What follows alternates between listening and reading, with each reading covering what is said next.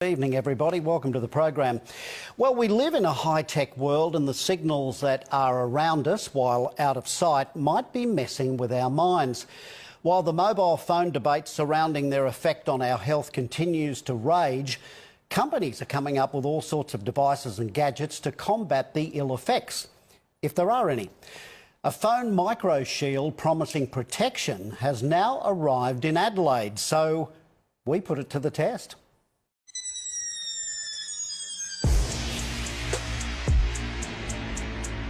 Our energy isn't designed to be bombarded with all this electromagnetic radiation every day. If we could see all the electromagnetic fields around us, we'd be quite frightened.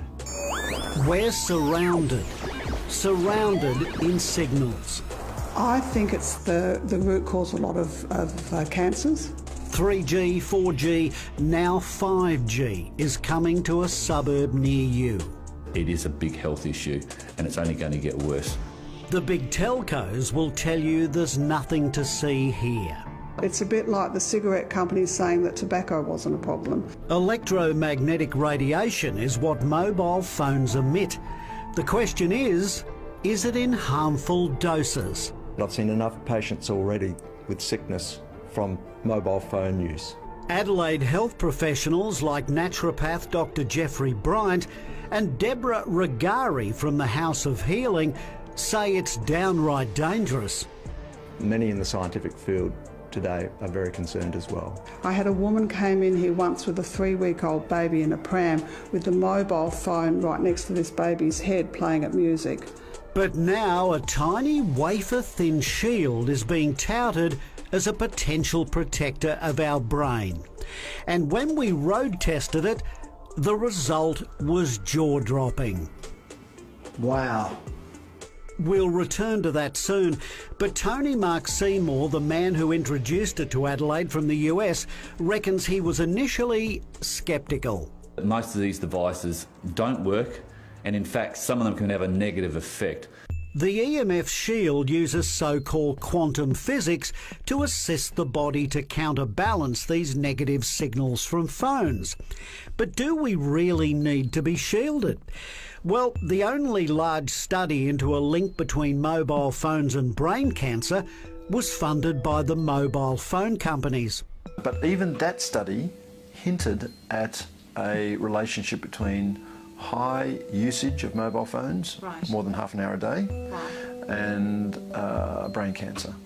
Neurosurgeon Dr. Charlie Teo says his patient records turn up some chilling coincidences, like a man who used his company mobile constantly. He died of brain cancer. All 4 partners in the company died of brain cancer, and then his wife rang us up 2 years after he died to say that the secretary, who was also on the mobile phone, died of brain cancer. Telstra pointed us towards the World Health Organisation's ruling on the matter. To date, no adverse health effects have been established as being caused by mobile phone use. But delving deeper, WHO has classified radio frequency electromagnetic fields, as emitted by mobile phones, as possibly carcinogenic to humans, based on an increased risk of glioma, a malignant type of brain cancer. So I do know that if you're exposed enough to EMR, you will get brain cancer and you'll die from it. Now the test. I spent 10 minutes with my mobile phone against my ear, had a thermal image snapped, and the result floored me and my crew. Not only hot, but white hot in the ears region. The EMF shield was then attached to the back of the phone, another 10 minutes on it. This time the image snapped was cool. I would love to see more detailed investigation as to how it works, what it actually does to the radio signals, so that we can actually understand, the effect that you saw in the thermal imaging that you did. Computer systems engineer Dr. Paul Gardner-Stephen from Flinders Uni says while it's possible to shield phones from radiation, he's not sure there's a risk.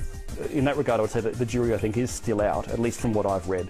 The more people that are exposed to this technology and these devices, the better.